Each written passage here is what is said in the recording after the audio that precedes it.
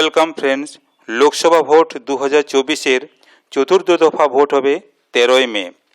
এই দফাতে কোন কোন লোকসভা কেন্দ্রে কোন কোন প্রার্থী অংশগ্রহণ করেছে একটু দেখে নেওয়া যাক। আজকে আমরা যে লোকসভা কেন্দ্র নিয়ে আলোচনা করব সেটি হলো বহরমপুর লোকসভা কেন্দ্র।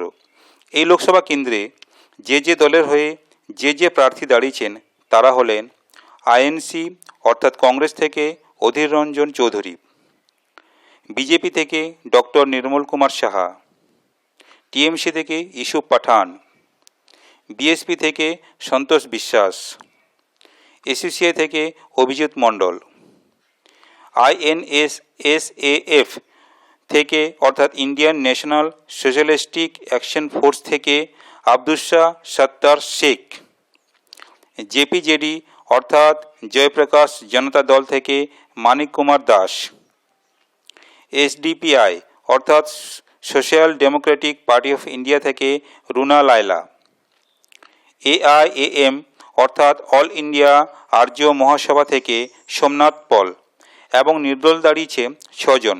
তারা হলেন অজিত কুমার মণ্ডল, অধীর স্বর্ণকার, আশিস দাস, বিশ্বম্ভর কালিতা, সমীরণ দাস, স্বপন কুমার মণ্ডল।